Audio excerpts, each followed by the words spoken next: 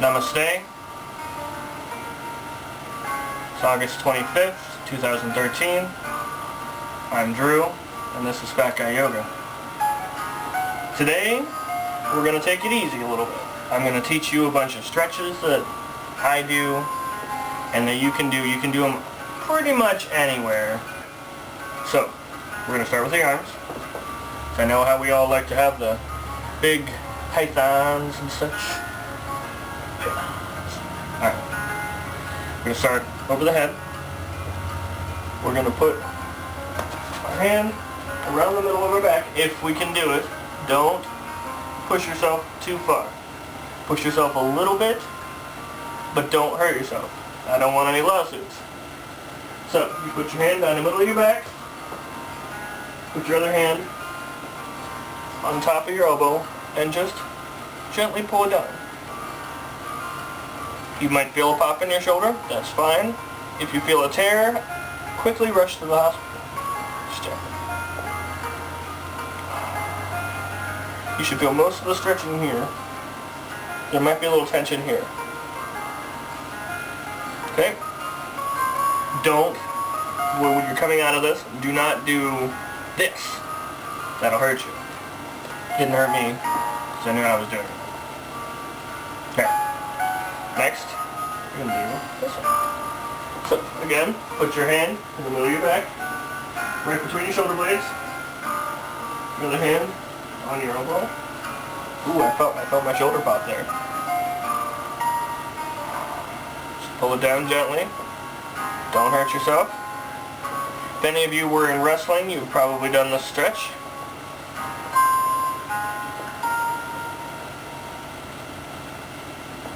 Alright, come on. Alright, next stretch. Send your arm out. Bring it across your chest, about the same height as your other shoulder. Again, put your hand right behind your elbow. Stretch it here. Now you'll feel it around your bicep more so than anything, and in your shoulder. Stretch it as far as you can without hurting yourself.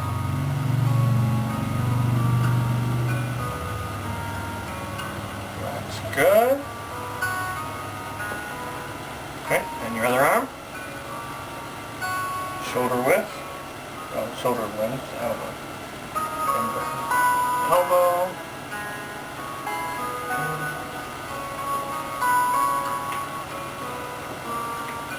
Cracking your fingers is okay. Just move the air around, the fluid. It's fine. Won't cause arthritis. Promise. Sit out. Shake it off. The next one, not a lot of people do this one. So you're going to take your shoulder, you're going to go just above your hip, and grab your rib, put your hand back again on your elbow, pull it out a little farther. You're going to feel this one in the back of your arm here, and in your shoulder. So I know how us fat guys, we like to keep our shoulders healthy.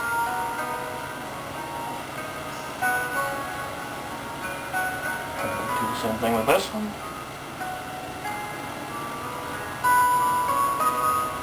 Try not to let your collarbone move as much as your shoulder, and it'll increase the stretch and increase the effectiveness of the stretch.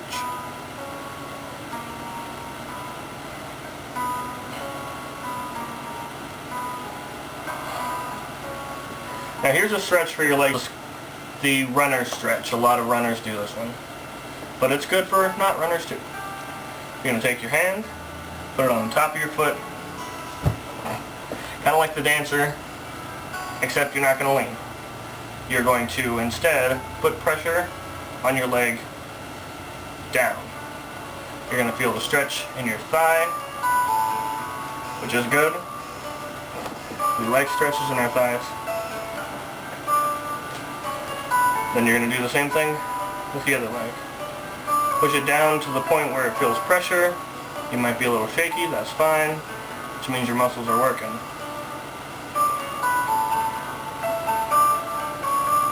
Now to do this nice stretch. bend down and just bend down. Don't do anything else. You're going to feel the stretch in the back of your thigh, which is a good counteraction to the runner stretch earlier. If you can get it a little farther down, you'll feel the stretch move down your legs to your ankles. Or not quite to your ankles, like to your calves.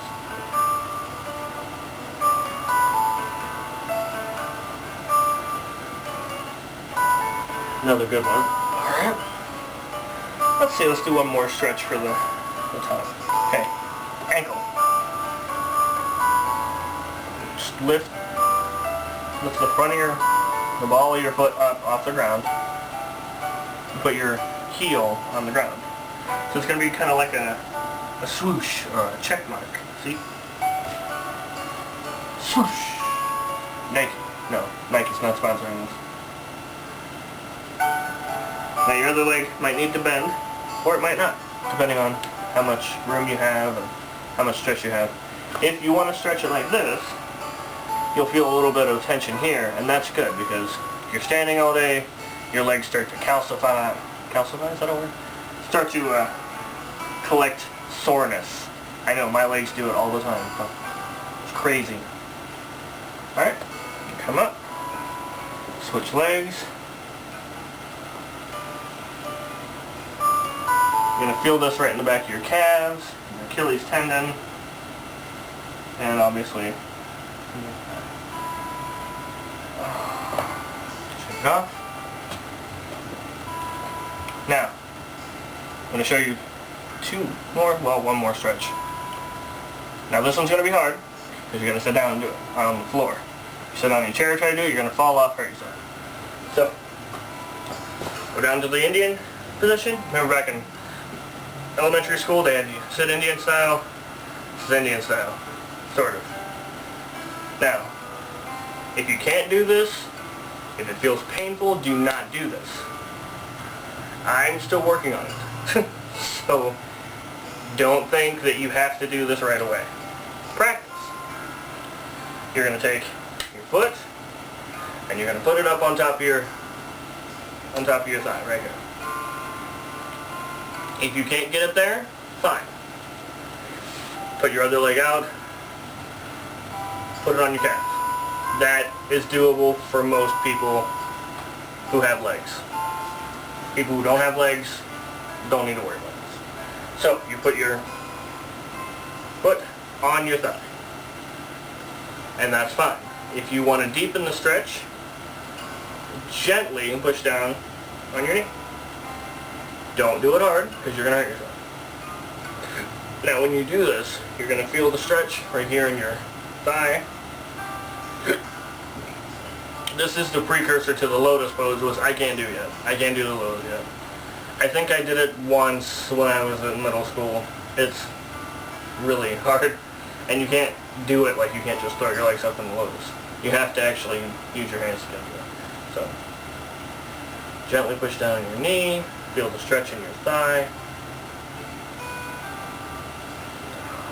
It's a good stretch. Alright, now, take your one leg out, grab, switch it around, and foot to the thigh. And then, push down the thigh.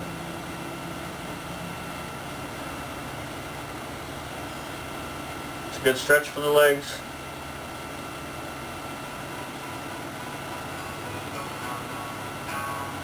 Remember, if you can't get it up to your thigh, get it onto your calf. You gotta stretch it. Sorry, I was trying to correct me.